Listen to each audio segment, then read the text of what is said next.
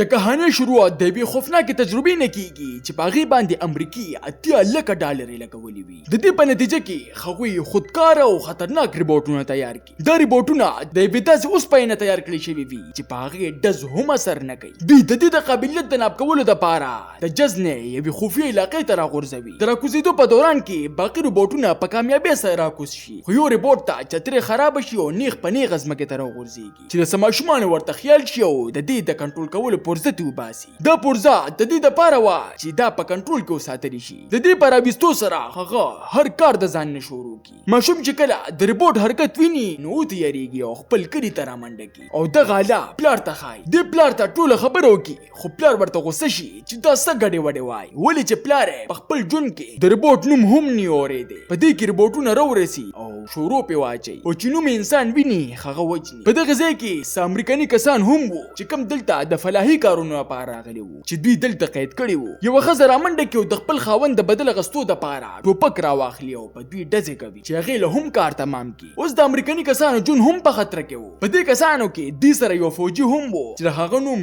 بریت وو. هغه دوی ټولو ته د دې ځای نه د تېښتې دپاره ووایي او دا هر څه د روبوټونو اداره نیغ په نیغه ګوري چې هغوی حیرانه پاتې شي چې دلته خو زموږ کسان هم موجود دي او که دوی مو ژوندي پرېښول نو دوی به راباندې ټوله دنیا خبر کړي. دا تجربه دوی دومره پټه ساتل غواړي چې دوی فیصله وکړي چې دې ځای نه به یو کس هم ژوندی نه ځي چې دنیا ته پته ونه لګي. دوی ټول د ځان د بچ کولو دپاره منډې وهي چې په دې کې یو ماشوم راغورځېږي. د ماشوم ملګري د سره په راپاڅېدو کې مدد کوي چې قاتل روبوټ په دوی هم ایله ونه کړي او مړی کړي. اوس د دوی حکم خاص کر د برید د مړ کولو دپاره، ولې چې هغه په سپیشل فورسز کې و او د هغه ژوندي پاتې کېدل د دوی دپاره خطرناک و. په دې کې هغه خراب روبوټ هم د دوی کلي ته راورسي او د هغوی په کور کې داخل شي چا چې د هغه نه دغه اله ویستلې وه او د دغې ماشوم تصویران ګوري. په دې کې پې یو زخمي کس رادننه شي او په ده ډزې کوي، خو دې په اسانۍ سره قابو کړي او په ټکه یې مړ کړي. بیا د ده یو ټیبلټ ته خیال شي چې دې راواخلي او د انسانانو متعلق پکې ټول علم حاصل کړي او فوراً د یوې تجربې فیصله وکړي چې هغه مړ شوی انسان اوسیري. هغه بیا یوې ښځې پسې شوي وي چې په لږه فاصله باندې هغه ستړي شي او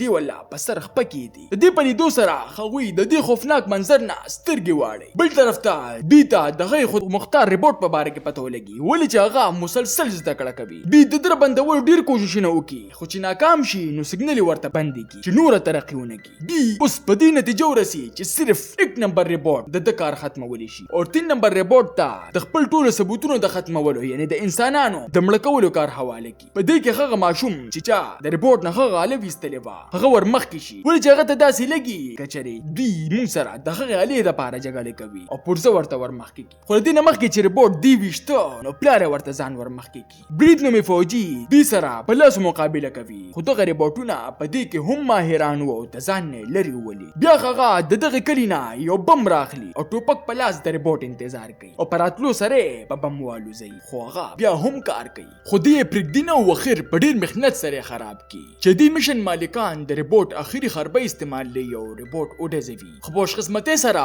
د ته ځان ویستلی وي. خطره اوس هم لا ختمه نه وي. روبوټ نمبر 3 په خپل ټارګټ پسې ګرځي، یعنې په خپل ملګري پسې، خو نمبر 4 ته پټ شوي وي او ناڅاپه پې د شا نه رامنډه کړي او په ډېر چالاکۍ سره یې قابو کړي او بیا ته هغه اله وباسي کوم چې د ده نه ماشوم ویستلی وه او په ځان کې ولګوي چې څه د وجې هغه نور هم طاقتور شي. خو د مشن مشران ورته سیګنل یې بنده کړي. اوس په دې میدان کې صرف 2 روبوټونه پاتې وو. نمبر 3 چې کوم په مکمل توګه د کپنې د حکمونو پابند وو، بل خوا نمبر 4 چې کوم اوس د هر څه نه آزاد وو. په دې کې د کپنې مالک ته پته ولګي چې د دوی ملګري چې کوم د روبوټونو په نظام کار کوي هغه باقي د دوی د ظلمونو نه تنګه شوې ده او ټول حقیقت یې خاوند ته صفا صفا ووایي. هغه دومره ظالم وي چې صرف هغه نه بلکې خاوند ولا هم په چا مړ کړي او بیا د دغه ځای نه ځان وباسي او د خپل روبوټونو خوا لځي چې واپس پکې سیسټم انسټال کړي. دغلته په رسېدو باندې دوی په نمبر 3 کې هغه اله واپس اچوي کومه چې ته نمبر 4 ویستلې وه او واپس په خپل ټارګټ یعنې په برید پسې روان شي. او دغه اله نه صرف ایډوانس وه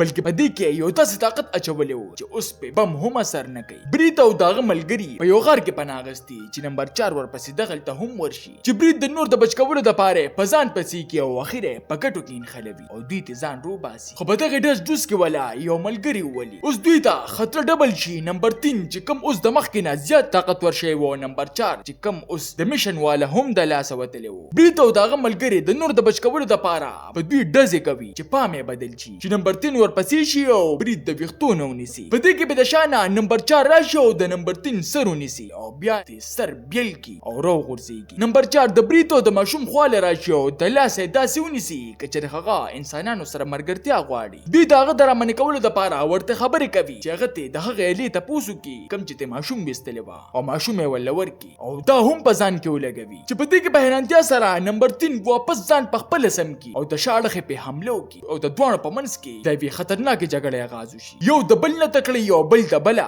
د ریبوټونو مالکوم د دې موقع نه فائدہ واخلي او په دوی دزي وکي چې د برید ملګری زخمی کی. خو برید د خپل مهارت د وجې په اولنی دز پخپولي. یو طرف ته ریبوټونه په جګړه وی او بل طرف ته دوی چې د ریبوټونو د جګړې په وخت کې د یو ریبوټ نه پکې هغه لو غورځيږي چې څه د وجې چې دوی په اخري وخت کې دزيږي. دی هغه لا راخلی او په مالک پسې ولولي چې هغه په سخت جوبل کی. هغه د هڅه کې ناستو واله نه بي او برید پسې بیا راشي چې برید ورلا چیلنج ورکی چې کله انسانان پر روبوټونو وجني او اوس ما پسې تمانچه راغسته لاس په لاس را لراشه چې پته دی ولګي. خو دوی لا په جګړه ورغلی هم نه وي چې ریبوټ د خپل مالک نه پکله کونیسي او دوی ته وایي چې تاسو زه او لږ ساعت پس یو غټه دماکې سره هغه ځان هم ختم کیو د ټول فساد جړم. تاسو ته نه کہانی څنګه ولګیتا ما تخپل قیمتي رائے په کمنټ کې ضرور راکې. ملاوي ګوبا په یو نوې ویډیو سره مال راکې اجازت.